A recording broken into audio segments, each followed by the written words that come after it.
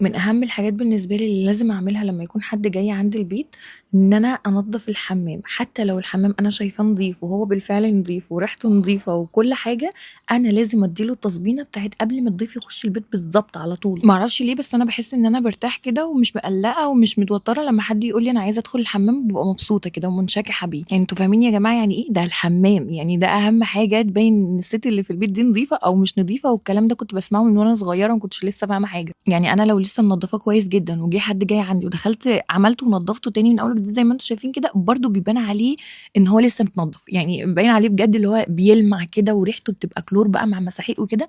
انا نفسي بحب اخش الحمام لما بكون لسه عاملاه بالطريقه دي حتى لو هو نظيف والله. ودي من تاني الحاجات بقى، نكتر معطرات في كل حته في الشقه بالذات الحمام والريسبشن. تالت حاجه باخد فوطه ومنظف كده وبلف حوالين اكباس الشقه، لان مهما كنت مش واخده بالي ان هم مش نضاف، لما بيجي جاي عندي ضيف باخد بالي ان انا انضفهم عشان بيطلعوا فعلا مش نضاف حواليهم. التراب بقى بلف على الاماكن اللي بيتراكم عليها، لان هو بجد في خلال يومين بيتراكم، بحس ان الناس هتقول عليا بقى لي شهر ما نضفتش. ومن الفقرات اللي بحبها قوي قوي بقى لما بيجي عندي ضيف، بما ان كل الضيوف اللي بتيجي عندي مش غريبه، سواء اخواتي خالتي صاحبتي حماتي، بحس ان احنا نستمتع ان احنا نعمل حاجه لبعضينا. ساعات بنعمل سكين كير وساعات بنعمل بديكير، انا عندي الحاجات بتاعته وكده وببقى مستمتعه بالفقره دي قوي. ولكن لو في اطفال انا بنسى الكل وبمسكهم كده، لازم اعمل لهم حاجه لشعرهم. انا بعشق شعر البنات. دي كانت اخر مره، دول ولاد صاحبتي البنات وانا بحبهم قوي قوي وهما بيتبسطوا قوي قوي. على فكره اي بنوته تعمل لها في شعرها حاجه بتتبسط جدا، وزي ما انتم شايفين ما شاء الله شعرهم جميل قوي قوي، ولكن هو بجد كان هايش وناشف محتاج ترميم. ودي مجموعه ترميم بتاعه روزالين،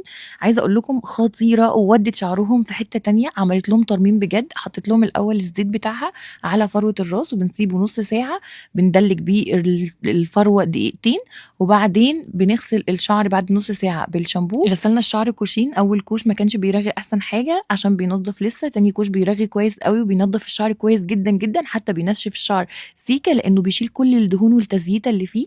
وبعد كده بحط الكونديشنر بيطر الشعر قوي بيفك التشابك. وتالت حاجه بقى بنحط حمام الكريم اللي هو الترميم بتاع الشعر، لازم تسيبوه على الشعر نص ساعه عشان يعمل لكم نتيجه كويسه. ده تاني بنوته، وعايزه اقول لكم ما شاء الله شعرها جميل وناعم قوي قوي، بس زي ما انتم شايفين هايش عشان ناشف شويه محتاج ترميم. ودي كانت اكتر حاجه انا مبسوطه بيها. الشعر ما شاء الله لما خلص زي ما وريتكم كده، كوشين شامبو، بعد كده الكونديشنر، بعد كده الحمام كريم، ونسيبه نص ساعه. لو عندكم بروكاب بتسيبوه عليه، ما عندكوش خلاص بتسيبوه على الشعر نص ساعه. لو عندكم ممكن فوطه سخنه.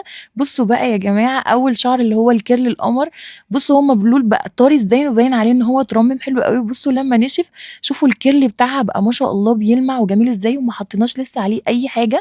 المجموعه معاها الهير ميست كمان نقدر نستخدمه بعد الشاور على طول وهو لسه الشعر مبلول، بجد بيخلي ريحه الشعر حلوه قوي قوي وكمان بيرطبه. مش قادره اوصف لكم بجد شعرهم كان في الحقيقه طري وبيلمع قوي ومش بيحبوا يدهنوا اي حاجه، وبجد انا كنت مبسوطه ان هم اتبسطوا قوي. اخر حاجه بقى يا جماعه، انا من الناس اللي مقتنعه تماما ان انا لما بيكون جاي لي ضيف لما اعمل له اكل بايدي وحاجه حلوه بايدي، انا كده بقدره وبديله قيمه احسن من ان انا اشتري له اي حاجه جاهزه.